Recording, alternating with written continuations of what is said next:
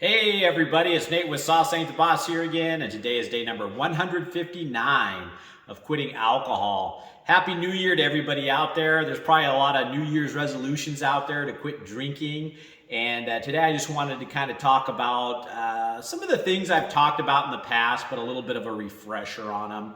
And one of the easiest things to do when it comes to quitting alcohol is to stop putting the alcohol into your body. You simply just don't go down to the store and buy it anymore. You don't pick up the glass or the bottle and you don't pour it into your mouth. It's just a physical thing that's easy to stop doing. It's no different than stopping drinking cabbage juice or something bizarre like that. You just don't do it. You stop doing it.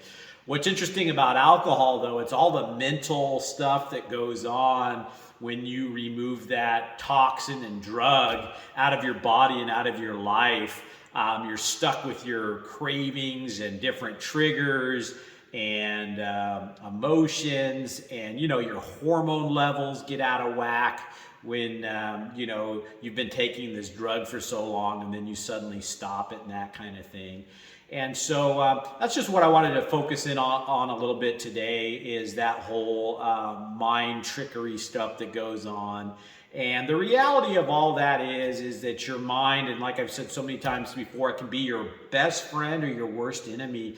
And one of the things that I've learned to do in this process, being 159 days in, is how to control my mind a lot better. I would fail quitting drinking alcohol in the past so many times because that thought to drink would pop in, or a craving, a trigger, whatever would happen. And I would sit there and I just couldn't shake the feeling and the thought of wanting to drink. And I would let that kind of fester, and I just couldn't boot it out of my mind. And, I would dwell on it to the point where finally I would pick up the drink again. And this time around, I thought, I'm going to beat that. I'm going to learn how to deal with those thoughts and feelings and cravings and get past that, so that when that happens, I know how to better deal with it so that it's not a big deal. And so I went to work on that. And what I found is that we are in control of our minds. We can control the thoughts that we decide to entertain. You can either turn the dial up on those thoughts or turn them down. Now, it's true you can't control the thoughts that pop into your head sometimes. I mean, we all get bizarre thoughts, or the thought to drink or whatever. But you can sit there and fester on it, or switch it and think about something else, or get up and do something to occupy yourself that's going to get your mind off that thought of drinking alcohol again. And so, that's one of the biggest parts of this whole journey, is learning to control your mind. And as soon as those thoughts come into your head to drink, boot them. And sometimes they might pop right back in a couple minutes later, but boot it again, and just be aware of your mind and those thoughts. And those aren't you; that's your mind. And it's one of those things that you can learn to control.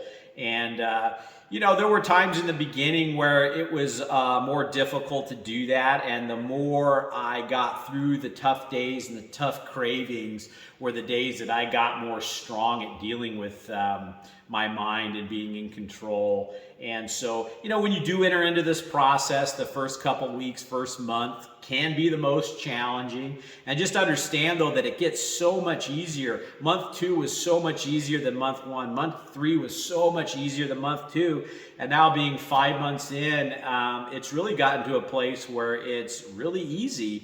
And life has gotten a million times better than when I was stuck in that alcohol trap. So don't let your mind be your worst enemy. Let it become your friend by learning to think about other things, get up and do something. And one of the things that I would do too when I would get cravings sometimes is I would just sit there and feel it. I would switch the thought off, but sometimes it becomes like a feeling too. And I just sit there and feel it, notice it. And, it's called surfing your cravings. Just kind of write it out and let it pass, but don't dwell on it. Don't let yourself, oh man, I really want alcohol.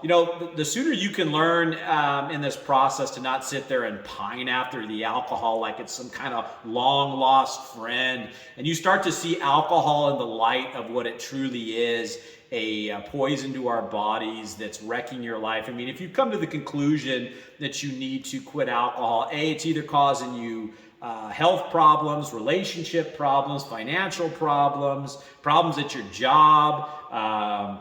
There can just be so many negative things that happen to your life as a result of drinking. And so you get to a place where, like I did, all these bad things were going on in my life, and alcohol was to blame for pretty much all of them. And the minute I stopped the flow of the alcohol, things just started getting so much better in my life. And it's a gradual process. It's like the three things I talk about a lot. And the first one is committing to the process. You have to own that you're going to do it and be all about it.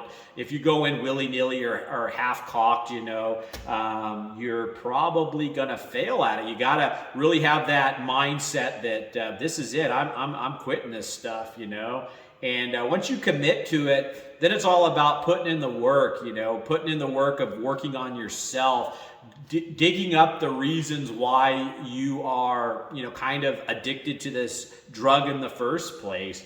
Are you running from something? Are you using it to cover up your inadequacies? Are you bad at socializing? Do you not deal with stress properly?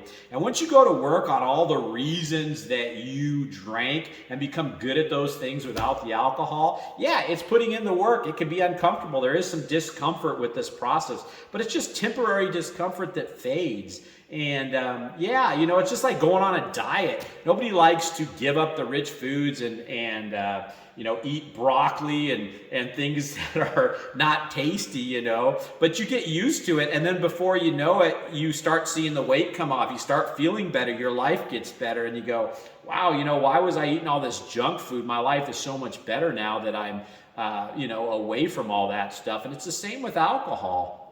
And so, I just want to encourage you guys to commit, put in the work, and then the last thing is give it time. So many times in the past, I would rush it. I would be like, why aren't I seeing instant changes? When are these alcohol cravings go away? When are these triggers going to stop happening?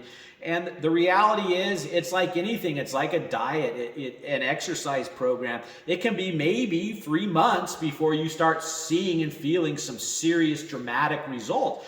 There's no doubt that you're going to notice some instant things right away. Number one, you stop the flow of alcohol. You're stopping those hangovers and negative effects that your body feels from the withdrawals of alcohol or the negative consequences of poisoning yourself every single day like I was. And you're going to instantly start seeing things improving in your life gradually. There's no doubt about that. But it's like, I'm saying a lot of things take about 3 months, I've noticed in life, before you notice the real significant changes. And I think that's probably why programs like AA recognize the 90-day mark with a chip, is because you've gone through the process where you're not seeing a whole lot of results, but by the time you get to 90 days, 100 days in, that's when I really noticed a huge difference in how I felt about alcohol. The cravings have subsided. All these great things were going on in my life.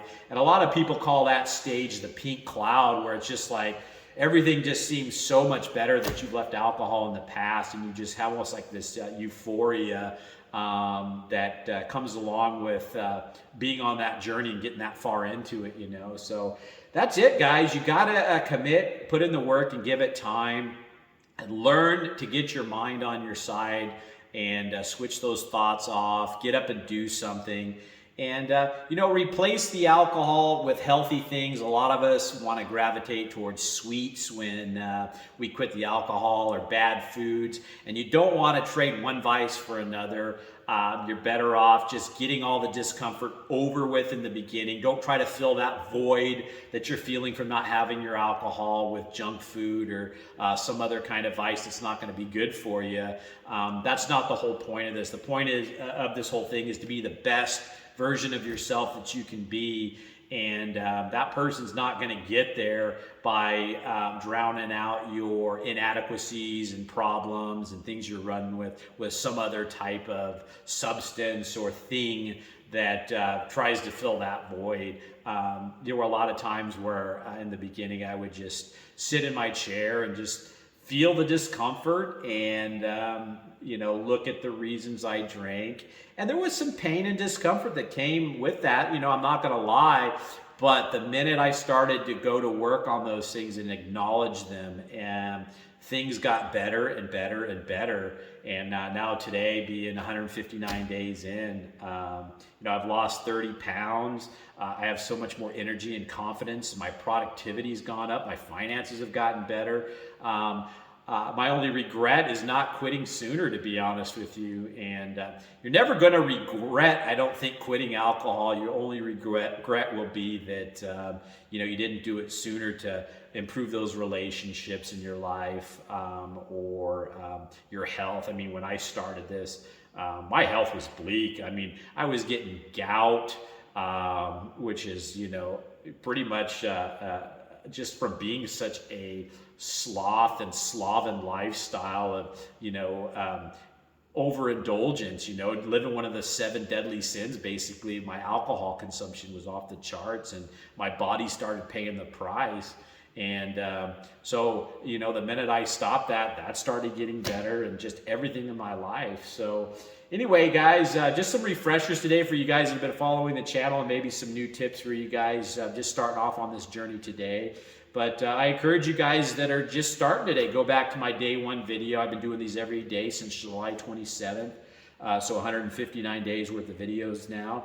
And I'm going to be doing them every day for a full year, so you can follow along with my transformation and where I was and where I'm going to be in a year. And I can already tell you guys, if things have gotten this great after 159 days, I really look forward to where I'll be in a year. And I encourage you guys to stick with it, put in the work, and your life will get so much better. So if you guys are enjoying these videos, please give them a like, subscribe to the channel if you can, and most importantly, remember, sauce ain't the boss. You are.